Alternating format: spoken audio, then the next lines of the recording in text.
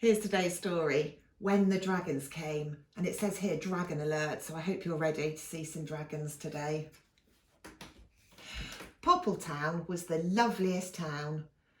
The neat rows of houses had charming front gardens with hedges and lawns that were trimmed every day. The high street provided whatever was needed. The riverbank was perfect for picnics in May. Oh yes, Poppletown was the loveliest town, and everyone who lived there agreed. Amelia Topping loved shopping. She skipped down the aisles of Poppletown Market, selecting her salads, her cheese and cold meats. She paused at the freezers and chose all her favourites, then filled up her trolley with doughnuts and treats. Oh yes, Amelia Topping loved shopping. Until the dragons came. Frederick Creeding loved reading.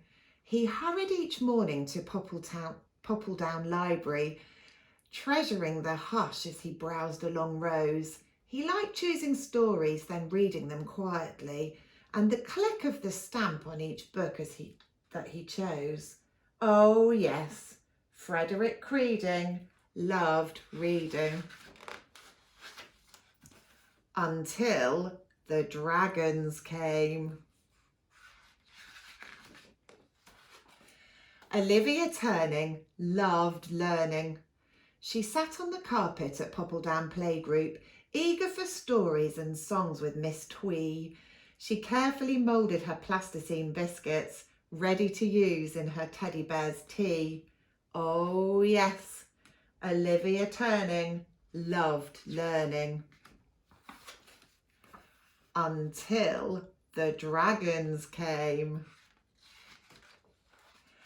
Soon, Olivia Turning hated learning, Frederick Creeding avoided reading, and Amelia Topping stopped shopping, for Poppledown town just wasn't the same since the dragons came. But Jeremy Stamping loved camping. He set up his tent on Poppledown Common, a holiday village of orange and red. He checked all the guy ropes and pegs and the zippers, then sizzled his sausages and pumped up his bed. Oh yes, Jeremy Stamping loved camping. Until the rain came.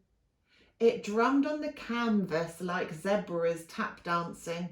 It hammered the fly sheet and trickled down poles. It seeped into sleeping bags, gathered in puddles. The campers were soggy and hungry and cold. Until the dragons came.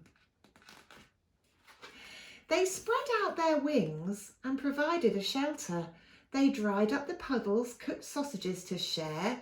The campers saw kindness and talked with the dragons. They realised quite quickly they had not been fair. They explained to the dragons just how they'd annoyed them with clumsy behaviour and mess that they'd made.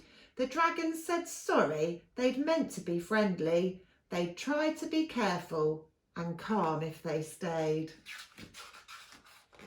So Olivia Turning went back to her learning, Frederick Creeding continued reading, and Amelia Topping only went shopping on Wednesdays.